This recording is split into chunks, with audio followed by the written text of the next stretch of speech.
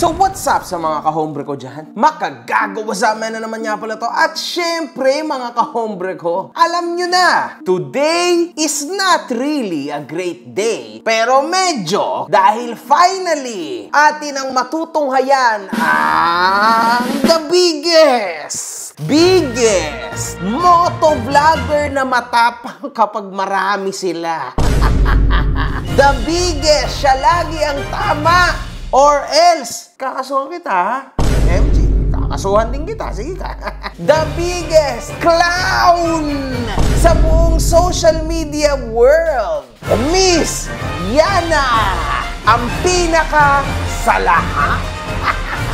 Let's go! Hombre ko, follow nyo rin ako sa Facebook page ko. Si Yana po ay isang vlogger kung saan ang mga content na ginagawa nito ay magaganda. Ukol yan sa pagta-travel niya using big bikes. Iba't ibang big bikes kasi tandaan nyo, siya ay motovlogger, meron siyang magandang followers. 411,000 followers sa Facebook at 159,000 followers sa TikTok. Means, kahit papano, meron din talagang nanunood sa kanya. At yan ang mga gusto ng mga negosyante. Kaya siya ay pinapahiram ng iba't ibang mga motor to try to be featured sa kanyang vlogs. Now, mga kahombre ko, siya ay nag-upload ng isang short video na in-upload niya sa kanyang Facebook page kung saan nagkaroon ito ng kaalitan na isang driver ng maganda naman na pick-up, no? Which is a Nissan Navara. Nice pick-up, mga kahombre ko. Bago pa yan, okay? Marami ko yung pangit mong pick-up. Sa video na ito, sinaad niyang merong isang pickup truck na napapansin niyang papalit-palit ng lane habang di tumitingin sa kanyang kapaligiran. Sinaad din ito na hindi ito gumagamit ng side mirror or signal lights habang nagmamaneho. Nagawang bilisan ng vlogger at in-overtake nito ang pickup truck. Ngunit noong malalagpasan na ng babae ito, lumipat na naman ang truck ng lane at halos mabangga na nito ang babae. Diba? Ayan talaga yung legit. Ayan yung totoo, mga kahombre ko. Bago tayo magpatuloy sa video, may nais lang akong ibahagi sa inyo ng konti. Alam nyo ba na ang trading ay isa sa mga napakasolid na paraan upang maabot ang mga pangarap nating lahat ngayon? Kaso nga lang, hindi siya madali. Pero mga kahombre ko, meron akong nahanap na isang napakatinding platform kung saan matutulungan kayo nito para sa mga basic needs nyo, basic infos para mag-trade. At yun po ay ang Pocket Broker.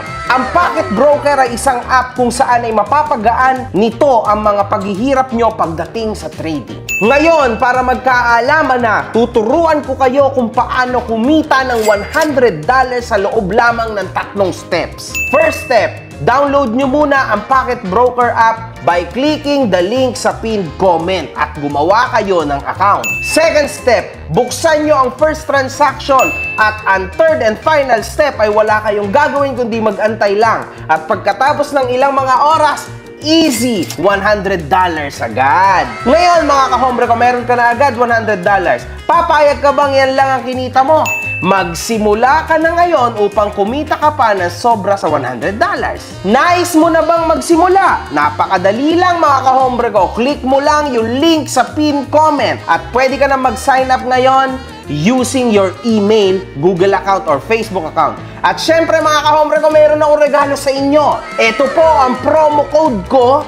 Yang code na yan ay gamitin nyo at magkakaroon din kayo ng bonus sa inyong first deposit. MKGG 2025. At syempre mga kahombre ko, ang pinakahuli sa lahat kung saan ay pinoproblema ng marami ay ang pag-withdraw. Huwag kayong mag-alala o magdalawang isip kay Pocket Broker dahil dito ay guaranteed kahit bank transfer, e-wallets o cryptocurrencies pa. Sobrang dali ng access ito sa inyong funds mga kahombre ko with 0% commission sa mga withdrawals nyo, 24/7 support. And over 130 assets offering up to 92% yield. Kasama ang mga currency pairs, indices, stocks, at cryptocurrencies available around the clock. Huwag ka na mag-aksaya pa ng oras. I-check mo na tong Pocket Broker upang masimulan mo ng kumita ngayon din. Mag-register na kayo via link sa pinned comment at syempre huwag niyong kalimutang ilagay ang promo code ko MKGG2025 para may kasamang bonus ang inyong first deposit. Pocket Broker. Dahil dito, nagawang pakyuhan ng babae ang pickup driver at nagpatuloy na itong dumiretso. Nagawang uminto ng babae panandalian upang antayin ang mga tropa nito, ngunit muling nakasalubong na naman ito ang pickup driver at bumaba sa kanyang sasakyan.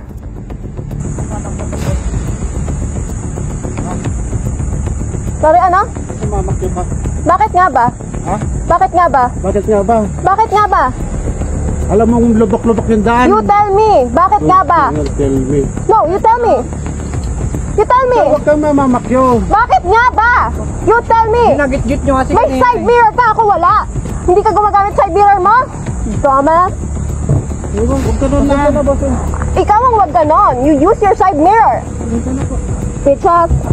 Dito, mga kahombre ko, we need to stay in the middle. Huwag tayong maliliit ang ating mga kokote. Kasi ngayon, mga kahombre ko, walang ibang nangyayari kundi ang pagbabash dito sa tao na ito, dito sa Yana. Kasi nayabangan masyado ang mga Pilipino. Kaso lang, mga kahombre ko, check the Pickup Drivers Action 2, ha? Ganito yan. Kitang-kita naman na palipat-lipat siya ng lane, di ba? Kita. Kahit papano, understandable. Pagkatapos nun, muntik pang mabangga yung motorcycle rider.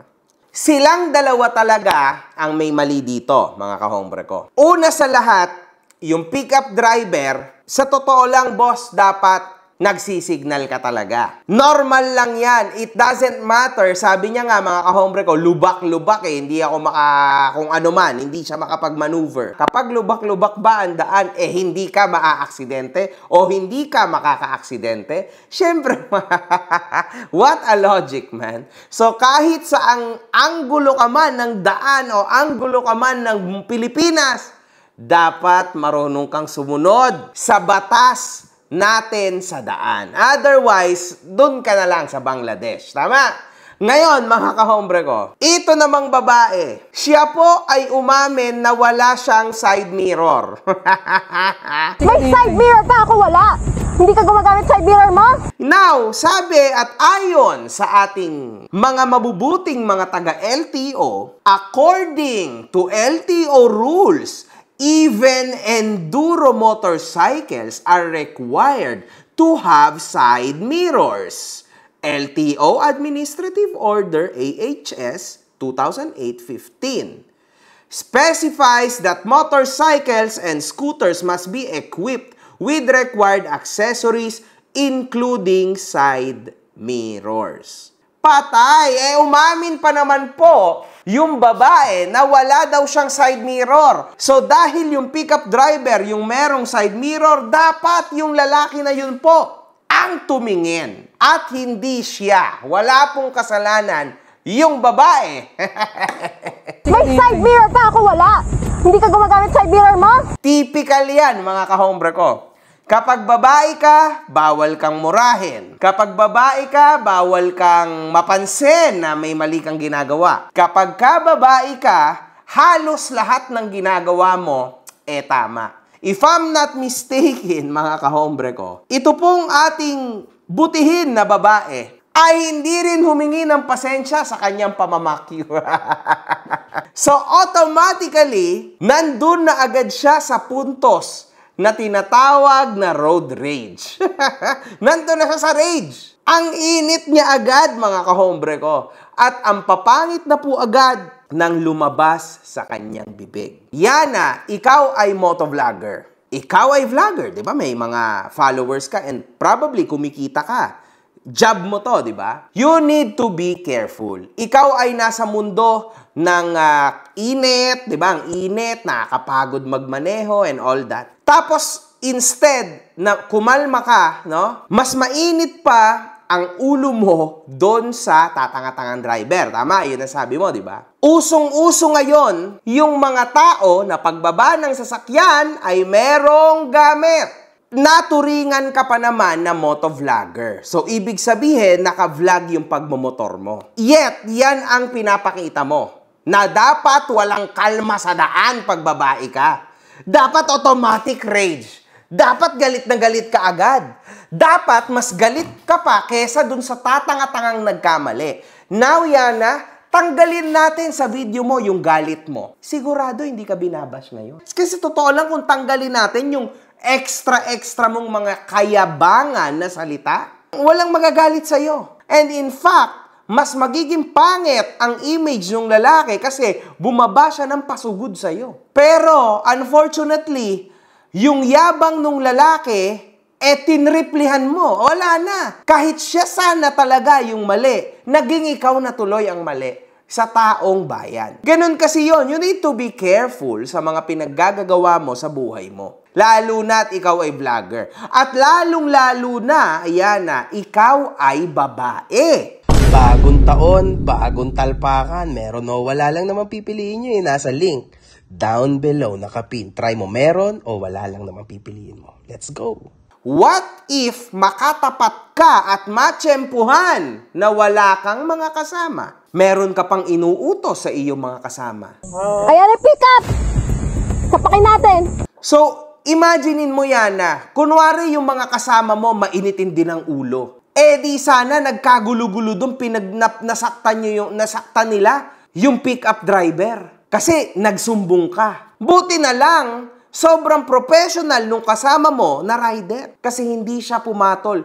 Pinababa niya lang yung tension mo at tension ng truck driver o ng pick-up driver. May isang comment ang netizen. Overtake kanan, dun pa lang mali ka na. Kinausap ka ng mahinahon, yung approach mo pasigaw agad. May side mirror siya, ikaw wala, proud ka pa. Mas humanga ako dun sa lalaki na kapag timpi siya. Di porke umalis na, wag mong isipin na nadarag mo siya. Sadyang pinairal na lang niya yung pasensya. Ang sagot niya, mga kahombre ko, that's why you're bold.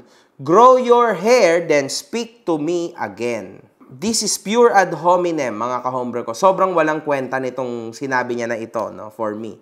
I don't care if that would change your views about me.